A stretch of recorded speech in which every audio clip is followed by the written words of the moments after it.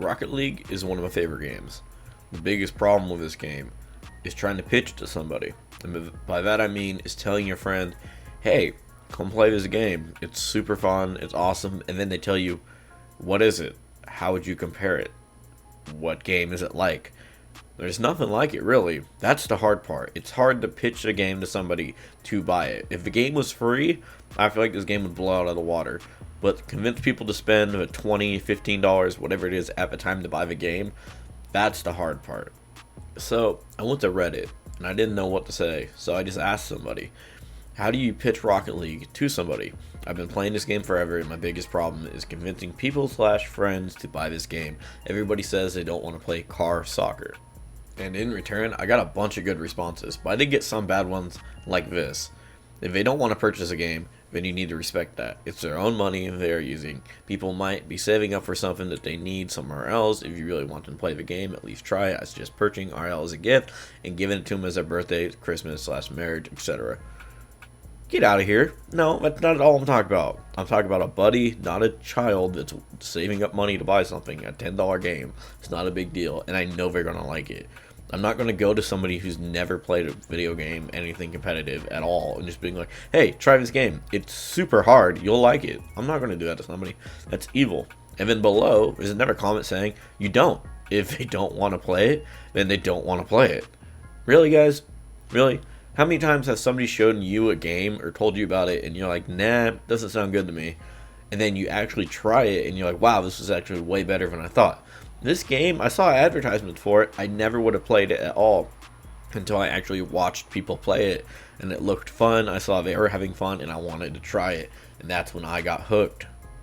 A lot of their responses are, buy a Smurf account for your friends to try. That sounds alright, but I'm not trying to buy a Smurf account. I got a Rocket League key addiction that's really bad, and I don't wish that upon anybody. I don't have enough money to buy that right now.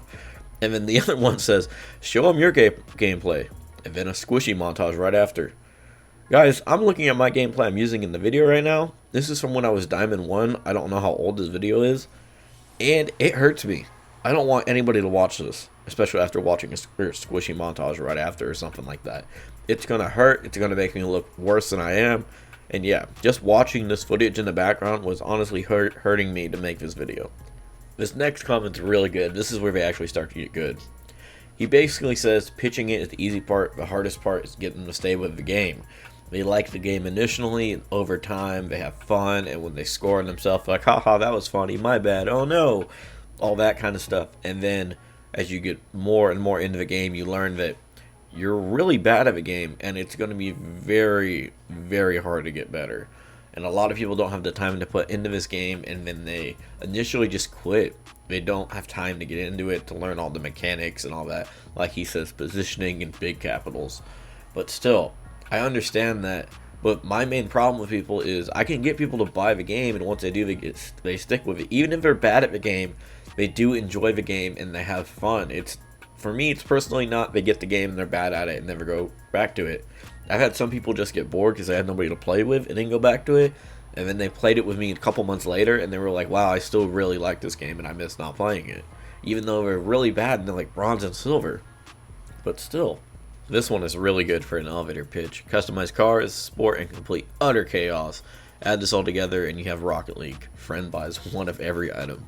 See, I get that. That's basically how this game is. I describe it to friends as, I'm from America, so I say soccer. It's like if you took soccer and then American football, and then you slam them together and took away all the rules. All you have to do is get one ball on one side of a net, and then you do whatever you can to make that happen.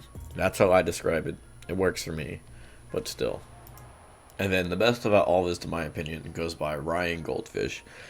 Hours upon of entertainment in a fast-paced, competitive, physics-based sports game in which you have absolute control over your car with absolutely insane skill ceiling, with a sense of reward as you progress.